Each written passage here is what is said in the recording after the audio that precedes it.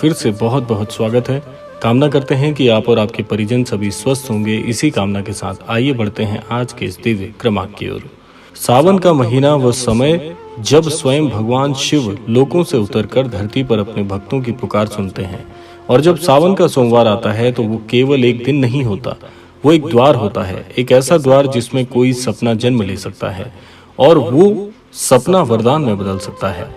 आज की इस अद्भुत यात्रा में हम जानेंगे नीम करौरी बाबा के मार्गदर्शन में आने वाले सावन के सोमवार का रहस्य और उस सपने की सच्चाई जिसने एक जीवन पूरी तरह से परिवर्तित करने की ठान ली है। इसीलिए अगर आप तक ये क्रमांक पहुंचा है तो ये क्रमांक प्रत्यक्ष रूप से आपके लिए ही बना है, क्योंकि भगवान शिव चाहते हैं कि इस सावन आपके जीवन में आपका भाग्योदय जरूर हो। तो इसीलिए क्रमांक के साथ में बने रहिएगा ताकि संपूर्ण जानकारी इस क्रमांक की आपको पता चल सके। तो आइए बढ़ते हैं आज के इस दिव्य अध्याय की ओर। सबसे पहले भाग में हम जानेंगे सावन और सोमवार का रहस्य क्या है। भारतीय संस्कृति में सावन का महीना विशेष रूप से भगवान शिव को समर्पित होता है। वर्षा की पहली बूंद जब धरती को छूती है तो वो केवल मिट्टी नहीं भिगोती, वो आत्मा को भी पवित्र कर देती है। नीम करौरी बाबा कहा करते थे, सावन के सोमवार को किया गया एक छोटा सा उपाय भी जीवन की सबसे बड़ी बाधा को समाप्त कर सकता है। क्यों? क्योंकि इस दिन आकाशीय ऊर्जा सीधा आपके कर्म क्षेत्र से जुड़ती है। ये दिन केवल पूजा का नहीं, चेतना को जगाने का दिन है।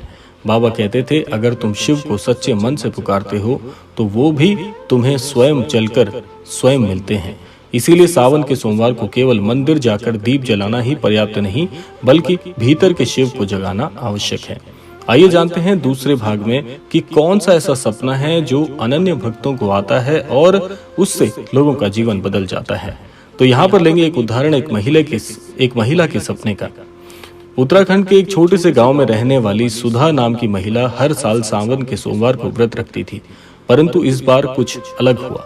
सावन की पहली रात उसे एक सपना आया। सपने में उसने देखा एक जटाजूटधारी साधु जो नीम के पेड़ के नीचे बैठे थे, उसकी ओर देखकर मुस्कुरा रहे थे। उसने सुधा से कहा, सोमवार को शिव के नाम का दीपक जलाना, तेरा भाग्य जरूर पलटेगा। सुधा घबरा गई, वो साधु कौन था? अगली सुबह उसने देखा दीवार पर लगी तस्वीर में वही चेहरा था, नीम करौरी बाबा से मिलता जुलता, जो उसने सपने में देखा था। उसने बाबा को कभी नहीं जाना था, लेकिन उस दिन से उसकी साधना शुरू हुई।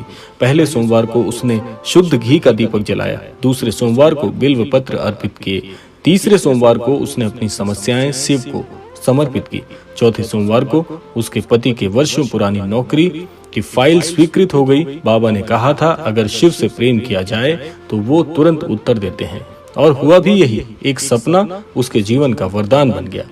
इसीलिए अब जानते हैं नीम करौरी बाबा की शिक्षा क्या कहती है, कैसे आपके जीवन में आने वाला सोमवार यानी कि शिवरात्रि यानी कि सावन का सोमवार कैसे बहुत महत्वपूर्ण है। नीम करौरी बाबा कभी जोर से कुछ नहीं कहते थे, उनका हर शब्द साधकों के हृदय में उतरता था। बाबा कहते थे, जो शिव के व्रत को ईमानदारी से करता है उसका हर स्वप्न ब्रह्मांड सुनता है। वो कहते थे, सावन का सोमवार आत्मा को निर्मल करने का अवसर है। बाबा ने कई बार अपने भक्तों से कहा, उस दिन किसी को कड़वा ना बोलो, शिव का नाम ओम नमः शिवाय बार बार जपते रहो, गाय को गुड़ और रोटी खिलाओ, बेलपत्र पर अपना दुख लिखकर शिव को अर्पण करो। इन छोटी छोटी बातों, छोटे छोटे उपायों में भी छिपा है जीवन बदलने का वो सबसे अद्भुत रहस्य। आइए जानते हैं स्वप्नों की भाषा क्या होती है। बाबा नीम करौरी कहते थे, ईश्वर जब सीधे संवाद नहीं करते तब सपनों के माध्यम से संदेश भेजते हैं। अगर आपको सावन के किसी सोमवार से पहले कोई ऐसा सपना आ जाए जिसमें आप जल में हो, शिवलिंग दिखे, कोई साधु कुछ कहे या कोई दीप जलता दिखाई दे, तो समझिए वो कोई सामान्य सपना नहीं, वो ईश्वर की सीधी चेतावनी आशीर्वाद हो सकता है। बाबा ने एक बार एक साधक को कहा, सपनों को हल्के में मत लो, वहाँ देवता बोलते हैं, वहाँ ब्रह्मांड गूंजता है। इसीलिए आने वाले सोमवार से पहले अपने सपनों को पूरी तरह से ध्यान दीजिएगा। सावन के सोमवार में क्या करना है अब जान लेते हैं। देखिए, नीम करौरी बाबा के अनुसार आने वाले सोमवार को अगर आप ये 5 कार्य कर लें तो जीवन में बड़ा परिवर्तन हो सकता है।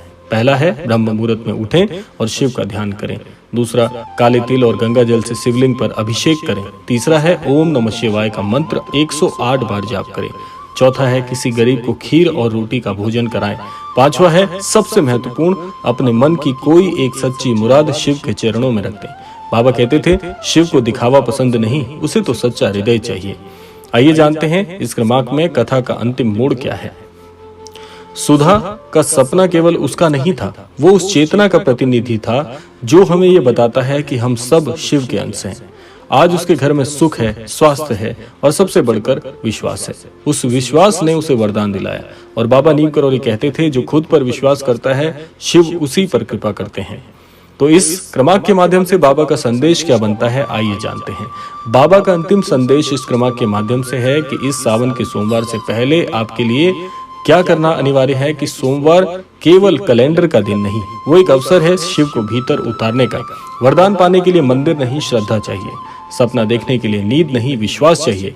इस सोमवार अपने दुखों का घड़ा शिव को अर्पित कीजिए, क्योंकि वो न केवल सुनते हैं बल्कि उत्तर भी देते हैं और नीम करौरी बाबा उसी उत्तर की कुंजी हैं। इसीलिए इस वीडियो को यदि आपने पूरा सुना है, यहाँ तक जरूर आप इसको श्रवण कर पाए हैं, तो इस वीडियो को उन तक जरूर पहुंचाइएगा जिन्हें सावन का ये सोमवार एक सपना और वरदान दे सकता है। इसीलिए कमेंट बॉक्स में जय बाबा नीम करौरी, हर हर महादेव लिखना मत भूलिएगा। इस सोमवार आपके मन की हर मुराद इस क्रमांक के माध्यम से जरूर पूरी होगी। आशा करते हैं क्रमांक आप सबके लिए फलदायी होगा। इसी कामना के साथ समय आता है विदा लेने का, और विदा लेने से पूर्व समय है रोजाना की प्रार्थना का। यही प्रार्थना करना चाहूंगा, श्री महाराज जी सभी को सन्मति और सद्बुद्धि की प्राप्ति कराएं और इस संपूर्ण सृष्टि का, इस संपूर्ण लोक का कल्याण हो। इसी कामना के साथ विदा लेते हैं, मिलते हैं अगले क्रमांक में। तब तक के लिए जय श्री राम, जय गुरुदेव, जय उत्तराखंड।